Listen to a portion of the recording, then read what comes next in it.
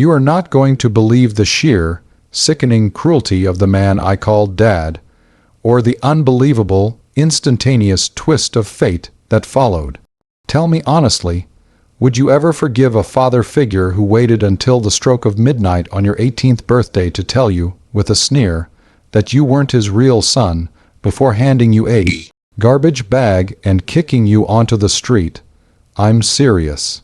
I need to know if I was justified in choosing to completely erase them from my life, because the universe intervened with such staggering speed.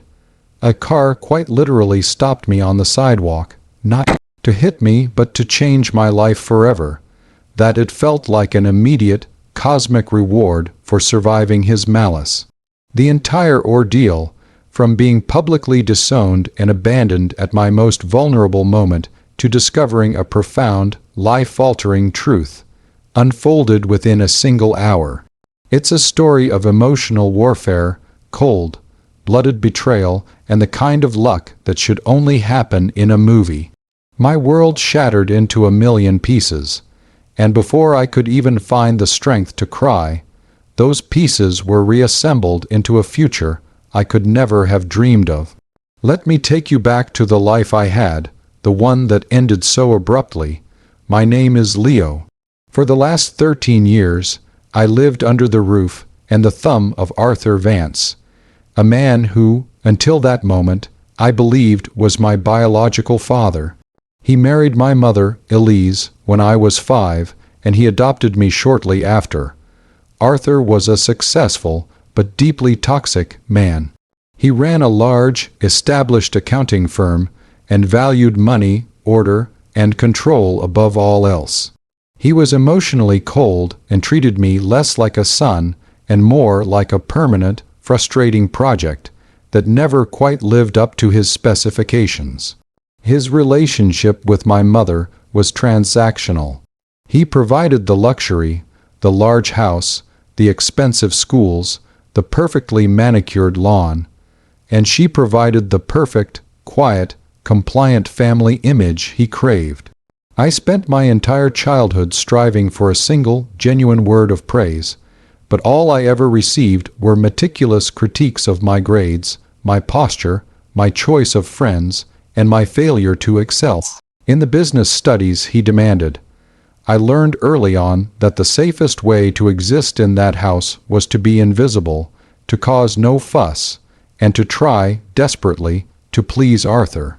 The emotional atmosphere was one of constant anxiety. I always felt like an intruder, an other asterisk, but I rationalized it as his tough love.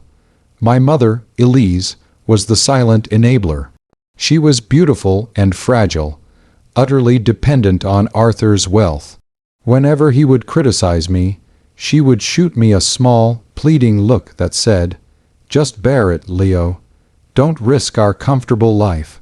She was afraid of him, and I learned to be afraid for her, which made me a willing participant in the charade.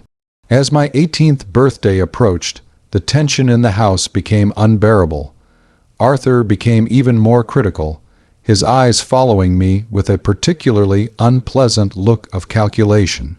I was graduating high school and preparing to leave for college. I'd managed to get a scholarship to study architecture, a creative field he openly disdained, but the scholarship meant he didn't have to pay, a point I thought might finally earn me some peace. The evening of my 18th birthday was meticulously planned by my mother. A small, tense dinner with a cake I didn't want. Arthur was distant and spoke only of his business. As the evening wore on, he kept checking his watch, his lips curled into a thin, anticipatory smirk that chilled me to the bone. At 11:50 p.m., he cleared his throat and told my mother to go to bed, claiming he had a man talk, with me. She shot me that frantic, pleading look, whispered, "Be good," and hurried upstairs. I was left alone with Arthur in his dark, imposing study, the only light coming from his heavy desk lamp. The air felt heavy, like before a thunderstorm. As the clock on the mantelpiece ticked its slow way toward midnight, Arthur stood up. He walked over to his large, dark safe, pulled out a small, crumpled piece of paper, and then, slowly, deliberately, he placed a single, black garbage bag on his polished leather chair. He stood directly over me as the clock started to chime midnight. Each chime was like a hammer blow.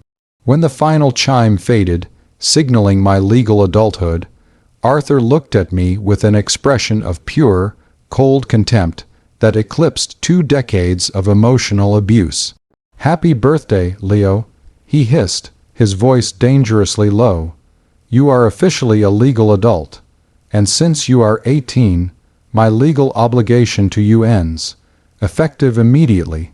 He flicked the crumpled paper, a disavowal of the adoption, signed and notarized, onto the desk. "I'm going to tell you something your mother never had the spine to admit.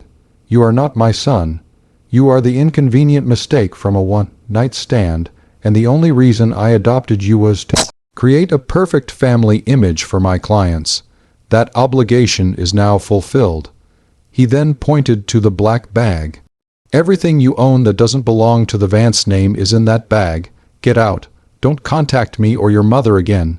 If you're going to be an architect, you can start by building a life elsewhere." The shock was absolute. It wasn't just the betrayal, it was the timing, the cold, calculated venom of his final act. He had waited for the moment when I was legally powerless against him, yet legally responsible for myself. My mother knew, and she was upstairs, choosing her financial security over her son. I looked at the garbage bag, the sum total of my life as a Vance, and then at Arthur's smug, triumphant face. I felt a terrible, sick vertigo. I stood up, numbly picked up the bag, and walked out of the study, past the silent, closed door of my mother's room, and out the front door. He didn't lock the door behind me. He slammed it, the sound echoing in the on silence. I was standing on the curb of the quiet, exclusive street, staring at the manicured lawn of the house I'd called home for 13 years, now a stranger, with a garbage bag as my only possession. The betrayal was so complete, I couldn't even summon tears, only a searing, white, hot vacuum of disbelief. I started walking, aimlessly, down the long, curving street, the streetlights humming overhead. I was 18, legally an adult, effectively orphaned, and entirely alone. I had $20 in my pocket and a bag of clothes. I thought about the sheer, unforgivable depths of my mother's complicity. She had traded my childhood for a comfortable life, and Arthur had used me as a prop until the moment I was legally disposable. The silence and the emptiness were crushing. I was walking fast, desperate to get away from that house, when I rounded a corner onto a main street. It was just after 12:15 a.m. I was so lost in my internal devastation that I barely noticed the vehicle approaching quickly. So that's the lowest point I hit. Publicly disowned, financially destitute, and walking alone into the dark night of my 18th birthday. Before I tell you what decision I made, the choice that completely incinerated my old life and hers, I want you to pause and comment below what you would have done in my shoes. Would you have gone to the police, tried to contact a distant relative, or just focused entirely on surviving the night and the immediate threat of homelessness? I was so wrapped up in my thoughts of betrayal and survival that I stepped too close to the curb. A sleek, black luxury sedan, moving quickly down the street, suddenly slammed on its brakes, the tires squealing loudly on the asphalt, stopping inches from me. I jumped back, startled, the garbage bag falling to the pavement. The driver's side window immediately rolled down, and a stern-looking man in a sharply tailored suit leaned out. I braced myself for a furious yell, perhaps a police report. Instead, the man's eyes widened as he looked at me, then at the black garbage bag, and back at my face. His expression shifted instantly from annoyance to a look of profound, stunned recognition. "Good God," he whispered, his voice shaking. Leo Thompson, I was paralyzed. How did this stranger, driving an absurdly expensive car, know my first name and use a last name I had never heard? I'm Leo Vance," I stammered, pointing back toward Arthur's Street. The man looked incredulous. "No, son," he said, stepping out of the car. He was tall, impeccably dressed, and looked like a CEO or a diplomat. He looked at me with an intensity that felt like a spotlight. "My name is James Thompson. I'm a partner at a prominent legal firm in the city, and I am not mistaken. You are the living image of my brother, David Thompson."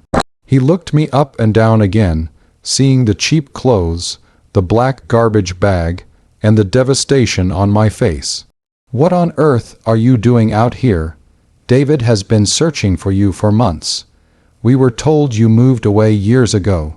In the space of 5 minutes, James Thompson, this absolute stranger, explained everything. My biological father was not the random fling my mother had admitted to under pressure. He was David Thompson, James's younger brother, a highly successful, brilliant, and free-spirited architect who had died tragically in a building collapse overseas 10 years ago. David and my mother, Elise, had a passionate relationship that ended shortly before she met Arthur.